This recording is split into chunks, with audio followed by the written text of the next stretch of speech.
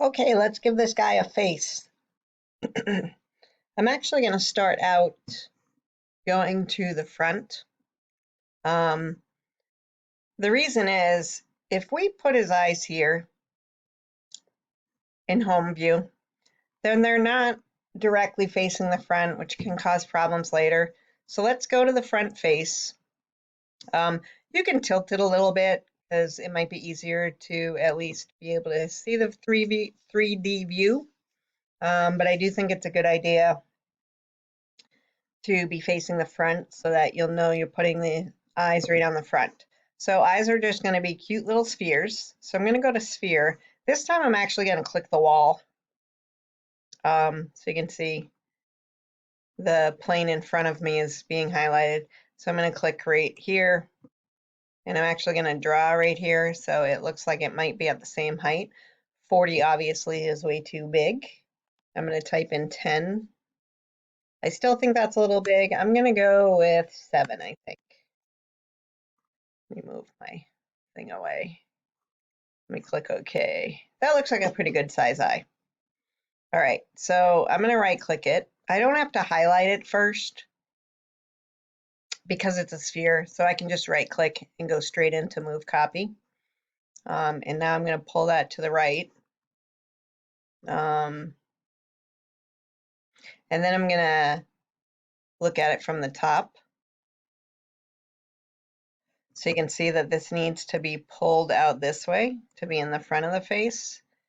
Then I'm going to flip over to the front. So this is a good example of needing to change your views a lot to see where the eye is positioned. I just oriented and didn't mean to. I also like working with this. Okay, so I'm going to zoom in a little bit more, and I think I'd rather have the eye about there. But here's what I don't know. I don't know how far it's sitting in the face, if at all. So I'm going to go back to the navigation cube, flip it this way, and the eye's like sticking on the surface. So now I'm going to use this arrow key to have it set within.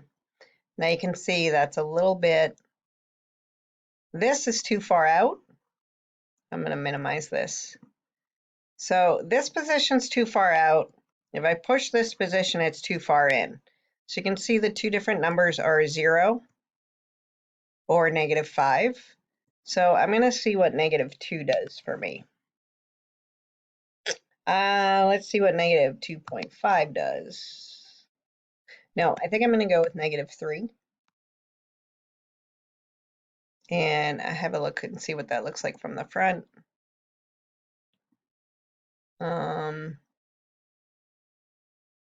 I kind of like that. So I'm going to leave it here. Again, if yours is not exactly the same, it's fine. But I do want your eye to be inset a little bit. So make sure there is some intersection between the two spheres. I'm going to flip back to the front and I'm going to hit enter. Okay, so I have one eye now. And I'm actually going to name it for you. Again, you guys, it's optional whether you're naming your objects, but it's his right eye or her right eye. So I'm going to type right eye. Now, I'm going to show you how to use that move, the copy feature of the move, because you've probably noticed that the tool is called Move Copy. So that would indicate that it also copies. Control C and Control V also work. But I'm going to use the feature of the tool. So if I right click the right eye and go to Move Copy, and then I have to expand it. Right now it's looking to move the face. In order to have this work properly, we have to tell it, no, we want to move the body, which deselects the eye, which is somewhat annoying. So I switch to bodies. If I click the eye again, now it knows I want to move this body. And look what popped up down here. This wasn't here before. So I can create copy. And the beauty of this is it leaves the original eye in its place. Like it looked like nothing happened because I haven't moved it yet. But basically what happens is when I move, it makes a copy, which makes it super easy because the positioning is already done. Now, I might want to move it a hair more. So I'm going to see what 15.25 looks like. Let me try, whoops, 15.5. That looks about the same. That looks pretty good. And again, my original eye is still there. It's created a new eye, and I didn't have to do a lot of work to move it because it copied it from the same position as the first eye. And so I just had to move it to the right, and now I can click OK. It looks like it might be set in a little more, but really I think it's fine. I'm going to double click this now, and it's this snowman's left eye. And that looks pretty good. You know what I haven't done in a while? Add teacher. Let's save. This, if you wanted to make a second copy, like to save versions of your thing, you could put the name difference here. I'm just going to click OK, and it saves to the version I already have. Okay, so we want a nose. I said we were going to use a cylinder for it. I still think that's a good idea since you're beginners. A coil would be fun, but coils were kind of annoying to,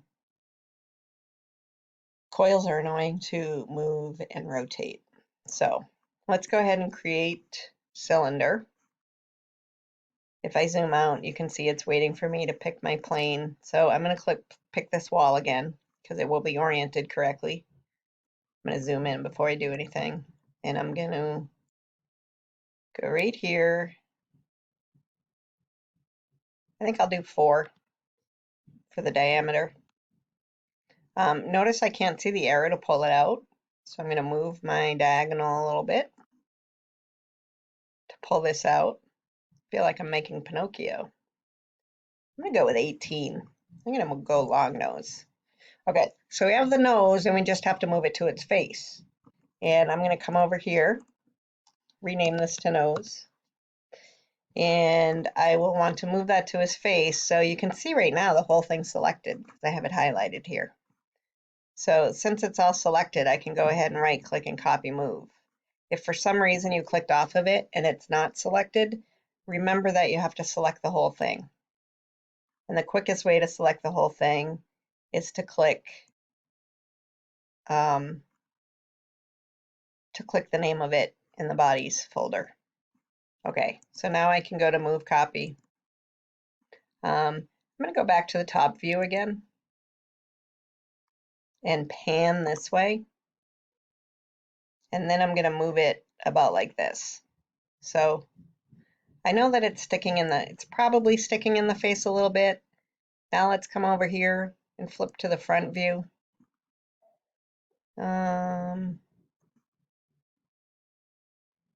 Tad this way maybe. Let me see if I put 0.5 in here, how that looks. Oh, that's the wrong way. Let me try negative 0.5.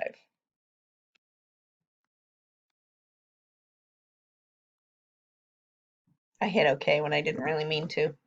I can click nose and go back into move mode if I want to. But I'm going to go to the side and see how it looks. You can see that it's partially put in. It's nice and long. I think that's funny. But it's actually, I'm happy enough with the positioning. So I'm going to hit enter. And if we go back to default mode, there's our snowman so far. Zoom in as you want or orbit as you want. Remember, those are those keys down here. I don't know why my orbiting's not working, but you can also use this. Okay, we got one more thing left to do, and that's going to be the mouse, and we're going to use a torus for that. So I'm going to go to the front view. I'm going to zoom in a little bit and pan a little bit. So the mouth's going to go below the nose, and I'm going to draw it over in this area. So I'm going to go to create torus, and I'm going to click this to select that wall plane again. And then, let's see, I'm going to make the mouth 8 millimeters. It's perfectly fine if your dimensions are different than mine. If you want a thicker mouth, actually I might make my thing a little lower. I'm going to keep my thickness as it is, but if you do want a fatter mouth, you can change that number. I kind of like the 2, so I'm going to keep it at 2, but certainly let your creative instincts take over. I'm going to click OK. This is another shape you can right-click directly to move because it technically only has one face. Let me come over here and name it. Mouth. It will always work if you highlight it first.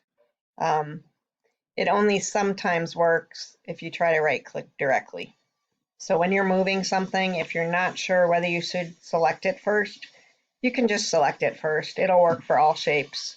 So I'm going to right-click, move copy, get this kind of where I want it on the snowman, switch it to the right view, and then pull it out so it's on the surface. I'm going to go right here so you can see what it looks like. Actually, it looks okay from the front, but if you click to the right, it's kind of dangling, and it would be much nicer if it was set against the sphere of the face. And this is where rotation comes in, and you haven't seen this yet. At the same time, I've been ignoring this little dial here. This dial is your rotation tool. So I'm actually going to hit OK for a second. So you can see I've placed the mouth, but it looks kind of funny from this angle. And it would be much better if it was rotated. And that's what, so even though the tool says move copy, it's also a rotation tool. And that's what this is from. Now you're not going to see it this cleanly if you're looking at it from a 3-dimensional perspective. So I really recommend you flip over to the right side because that lets you see exactly how it needs to be rotated. So I'm going to pull this down here, and that's pretty nicely aligned. I'm going to push it in a tish, and it won't push in well, so I'm going to type in a 1 and see what, oh, 1 went the wrong way. So I'm going to type in a -1, and that's pretty nice how it's inset. So I'm going to go ahead and click OK, and you can see it's nice zooming in to see this, but when I look at it from the front, you can see the mouth looks pretty good. So I'm going to go back to this view. That's a pretty good view of how his face looks. I'm going to save, and I will stop this video, and then we're going to do arms, which will require more rotation. So I hope you're taking this slow. It really is a step-by-step slow process. Okay, out for this video.